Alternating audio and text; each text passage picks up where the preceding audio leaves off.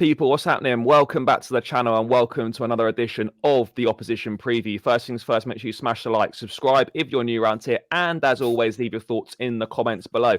And following humiliation at the Emirates, Chelsea face a trip to Villa Park. It doesn't get any easier to take on high-flying Aston Villa, and anything other than a win is pretty much going to consign us to no European football for the second consecutive season. Villa in high spirits. Unai Emery's just extended his contract, playing some brilliant stuff, 6 points clear of Spurs in the race for the top four. Delighted to be joined by Luke from Up the Villa podcast. I think it's the fourth time we've caught up this season. We seem to have played each other a lot, mate. Yeah, how you doing? And I mean, Aston Villa, you must be in dreamland.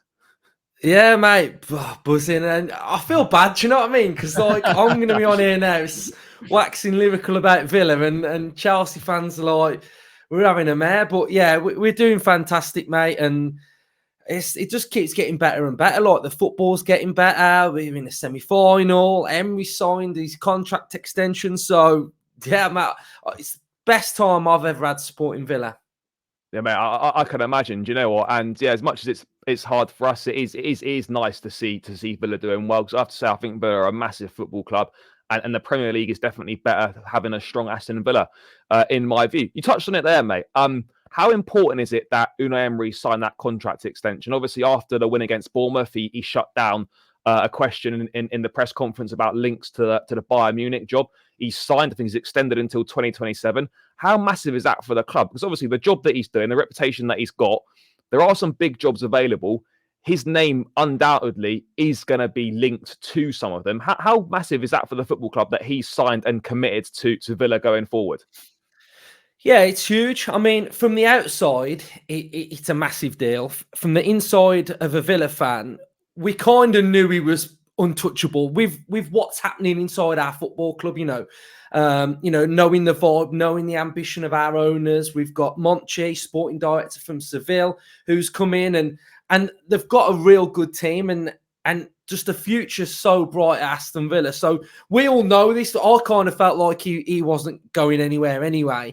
But yeah, it's just massive just to get that sense of like security and feel a bit safer. I think Ornstein mentioned that they're going to give him a big deal in the summer as well and tie him down. And it finally feels like we've got stability, which is the big thing. I think for a lot of clubs in the Premier League, when you look at managers, they don't have stability because the manager's not going to be here in like a year or two. So knowing that you've got a manager and a project that you're working towards and there's a long-term vision in the distance of what you want to try and get to, I think it's massive for any football fan, really. So yeah, it was a great day when we found the news of Emery sort of signing that deal. Yeah, no, I can imagine. I mean, look at the job that he's done, coming in from Steven Gerrard's, where you were, almost, you're battling relegation almost, literally, in October 2022.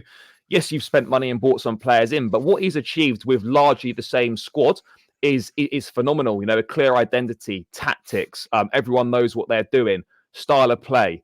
Everyone pulling in the right direction. He's created that unity, a strong bond between players and fans, a strong bond within the dressing room, and everything he's doing is falling into place. And do you know what? Like, I'm so pleased for Emery because I think he gets massively disrespected as a manager. I think he was looked at as a bit of a joke figure following his time at Arsenal. He went to Villarreal, rebuilt himself, won the Europa League, and he's come to Aston Villa. And what he's done is phenomenal. I mean, I look at, Pochettino and Chelsea, understand it's slightly different circumstances, but to come in with largely the same squad and make such huge improvements over a short space of time makes me sort of look at Chelsea and think, well, I'm not expecting the same level of improvement, but we should have seen a lot more this season in terms of improvement. When you look at what Emery's done, even when you look at what Oliver Glasner's done at Crystal Palace in a short space of time, the same players that they had under Roy Hodgson, and they just look totally different. So I think he deserves a lot of praise. Obviously, mate, we come up to you and we won 3-1 in the FA Cup replay. That was around the time when you were going for a little bit of a blip. You lost a few games at home. The form did dip a little bit. You obviously dropped out of the top four. You went behind Spurs. Subsequently, you've clawed that back. What do you think that blip was down to, and how impressive have you been with the way that Villa have responded? Obviously, winning at the Emirates not so long ago as well, because you did go for a little bit of a difficult time in and around that FA Cup replay. Yeah, I think every team has a difficult patch. You look at Arsenal at Christmas. Liverpool, have they had one? They're probably having one now, aren't they? But yeah, I just think stuff was catching up with us. One thing that I will say that's weird when you look at Villa's season is we're better when we're playing consecutive games quickly. We've only lost one game after playing on a Thursday night, and that was when we got battered against Spurs, and then we changed the system for that game. But I think after Christmas time, when we weren't playing like back-to-back games, and the intensity of like it just weren't there, and I think we just had a bit of a mare really, but we seem to back up a loss with a win, which is quite good. So even though we were playing poorly, and we weren't playing that bad, it was just we just weren't at our standards of beating City and Arsenal in December really. But yeah, I think we've done well to recover, and I think our injury list, the job that he's done with the injuries that we've had. We've had Buendia out for the season, Mings out for the season, and whatever you think of those players, those were first teamers for Aston Villa last season. Ramsey's not kicked a ball. And then you add on like the injuries of Kamara now that's been out since about February time with an ACL, and other players have been out like Pau, Tielemans, Luiz, McGinn suspended. So what he's been able to do with all of that and still be where we are, it's great, really. So we have recovered well. And yeah, it was that game that you played against us. Like, it was a surprise because your form has been up and down. But I thought you were brilliant against us that day, and I think that's probably like where Chelsea fans can probably get a glimmer of hope that like that's what we can do. So yeah, you were great that day. So yeah. I mean, mate, talk to me about some of the performers this season. I mean, look, there's been exceptional performers all over the pitch. I mean, Martinez has been exceptional in goal. Pau Torres has been brilliant. McGinn, Tielemans, Luiz, the front line, Watkins, Diaby, Morgan, Rogers and whatnot. Mate, talk to me a little bit about Ollie Watkins, because, he's, I think, 3 assists away from becoming the first player to joining Thierry Henry and Luis Suarez as being the only players to hit 20 goals and 20 assists in a single season. What he's doing is exceptional. How much has Unai Emery developed his game? Because Watkins has been a good player and has done well at Villa, but it seems under Emery he's really pushed forward. What do you think Emery's doing differently with Watkins to get more out of him? When he came in, he told Watkins to stop running to the wings. Watkins always used to gravitate to the wings, and Emery came in and said, "I only want you running in between the width of the 18-yard box." And yeah, Watkins might go and get something from out wide on the odd occasion, but he stays within the width of the 18-yard box, which is so important. And Watkins before Emery was good. He used to get a lot of chances, but he used to miss quite a lot of them. Hold-up play wasn't so good.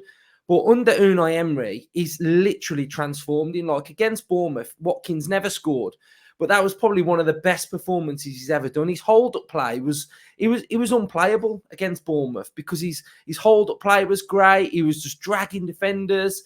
And like you say, it's not just his goals, it's his assists as well. And he's not even our penalty taker. So his non-penalty goals, every goal he scored this season has been not a penalty. So he's just crucial to our team. He presses well. He works hard. He's like a model pro. He's got like no tattoos. You don't see him in the limelight. He's just a family man. Gets on with his family stuff, and he's just a model pro. And I don't think he gets the credit that he deserves. I think he's so underrated, and I don't know why, because he's so good. No, mate, I absolutely agree. I think he should be a shoe-in to go to the Euros. I think he certainly will now with the news that I think they're going to expand the squads from 23 to 26. So I think that, there's no way he doesn't go. But I look at it and I just think, again, more credit to Unai Emery in terms of the amount of players that have improved under his management is phenomenal. You look at the improvement in Moussa Diaby and Leon Bailey. Look at the improvement in the likes of McGinn, Douglas Luiz, improvements at the back. I'll tell you what, I want to talk to you about another player, someone that a young kid that came in January from Middlesbrough. Morgan Rogers looks like he belongs at this level. Obviously Villa, scouted him, clearly saw the ability there. But mate, he's come in. Are you surprised at the impact that he's made and how quickly he's been trusted to go into the first team? It's a tough one because what we've seen with Emery is, like you've just said, every single player has improved. Like every single one of them. I could go through the whole team and tell you what they've improved on. Emi Martinez, before Emery, he wasn't that great with the ball at his feet. But now he's turned into this like ball playing goalkeeper and a sweeper keeper. And that's Martinez, who's technically, well, he's the best goalkeeper in the world. He won the award, won the World Cup, and that's what he can do to him. So, there was a lot of, like, when we were signing Rodgers, a lot of Villa fans, a lot of Middlesbrough fans thinking, we've had your pants pulled down here because 8 million for Rodgers. He's not even our best player at Middlesbrough. But the beauty of Emery is he improves every single player. And Rodgers, he's just getting, every game he plays, he's getting better and better. Like, he played at Luton and he was okay. He was good going forward, but his defensive work was a bit off it. And then every single game he's just getting better and better, and he's driving, he's sort of like just bumping off defenders now, and people can't get the ball off him. So yeah, it's fantastic. Our recruitment policy's gone a bit down this road now. So we signed Nedeljkovic, a highly sought after young right back. So he came in Jan. We've got Souza, a left back from Arsenal. He came in. So our policies, we're getting some like younger players coming through as well, which is going to be good for like the future as well. So yeah, Rodgers, he's playing really well at the minute. No, he absolutely is. I mean, in terms of the game on Saturday, how are you expecting Aston Villa to approach this? Pretty much in the same way that you've approached most games this season, I guess, the Spurs game aside. What can we as Chelsea fans expect from since the last time that we came out to Villa Park? I think there's going to be an intensity, and I think there's now an intensity around the whole club. There's an intensity with the fan base as well. So I think because we're getting into like this business end of the season, we've started to hit form as well, and it's the right time to hit form. Like when I mean intensity, like we're starting to do things like the team bus comes in a different way. The fans meet the team bus, and there's flares, and Emery's getting this little like 5% extra from out of everything, and I just think we are intense in the way we know the position that we're in now, so we know that we have to perform and we have to be bang at it. So I think from a Villa point of view, I'm happy that we've had a rest. He's gave the players 2 days rest after, playing against Lille. Then we had Arsenal, then we had Lille, then we had Bournemouth. So, this week feels like a bit of a rest, and then we can sort of go into it. So I think Villa are going to be sort of like bang up for this because, we've got the chance now to go 9 points clear of Spurs, and they'll have 3 games in hand on us. But we've got them points on the board. So it's a massive opportunity before Spurs play. And I think hopefully this is going to be what sort of gets Villa top 4, because while Villa have been playing and picking up points, Spurs have been not playing, and they've got Arsenal coming up on Sunday. So it's a big game for Villa. Yeah, no, absolutely is, Mel. I think that's the crucial thing at this stage of the season, having the points on the board. It creates that pressure, and getting those points on the board, there's no substitute for it. So yeah, Villa can certainly put themselves in a very, very good position. In terms of Chelsea, mate, I know obviously I'm not expecting you to have watched a lot of us this season. What have you made of what's happened at Stamford Bridge this season, and kind of what we're doing? Obviously, we're struggling. We've spent a lot of money. Things aren't going well. But what have you made of it? I'm surprised of where you still are in the table. I think that's a surprise, because I thought, pre-season with Poch, you would slightly. I kind of expected you to get some form of European football, whether that was, I don't know, Europa Conference League or Europa League. So that's where I'm a bit surprised. I have seen like good sparks from you, and you look at some of the numbers, like your XG, like you create a lot of chances, but you just don't put them away. So you create stuff, you keep the ball and stuff. So I think I've seen signs like Cole Palmer, Gusto. When you played us, that Pochettino press was there, and then other times you look at Chelsea, you think, okay, you got Burnley. You're going to beat Burnley at home. And then you go ahead against Burnley. They get sent off and, the manager gets sent off and you draw the game. So it's just really like that inconsistency that's a bit of a surprise. And, I look at Poch and I just think I probably did expect a bit more from Chelsea this season. But, maybe, you need a little bit of hurt and you need to just reevaluate and reassess where you are and what you need and what direction you do need to go in. But, I guess from a club that's, been winning Premier Leagues, Champions League, and, this isn't the Chelsea standard, is it? And I think 2 years without European football is bad enough, but, you can't go out of that European for 3 seasons in a row. So I think, you've been on our channel today, and I think there's got to be that sort of, everybody's got to look at themselves, the players, the owners, the manager, the sporting director. Everything has got to look at each other and come together and find a way quickly, because, you it sounds mad, but you can end up getting left behind. Do you know what I mean? You look at City, you look at Arsenal, you look at, teams that are in that so-called big six that you've been competing with. You are starting to move away from them a little bit. So, yeah. There's massive signs. Yeah. I mean, mate, we're behind. Look, you say it like we're drifting away. We are. We're behind Villa now. We're behind Newcastle. We're behind Spurs. The Premier League's not just the top 4 anymore like it used to be. You got your Villas up there now, your Spurs, your Newcastles, and whatnot. Man United have dropped massively as well.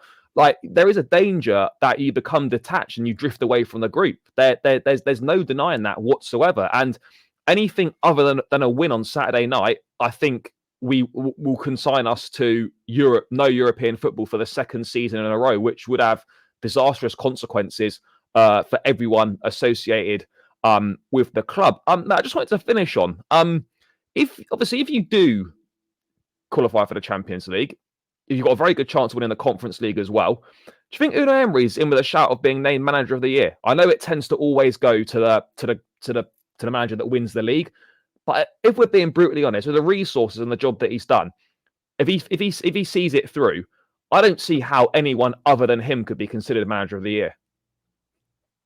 I think a lot of people have slept on Villa. I don't think people realise that how good we are and what we've done. I was on the overlap before the season started, and Carragher was saying to me Villa won't be able to do Europe and the Premier League, and I was like, no, I think we will, because we've got Emery with his experience and we've got international players in our squad. And he was saying, nah, I don't think you will.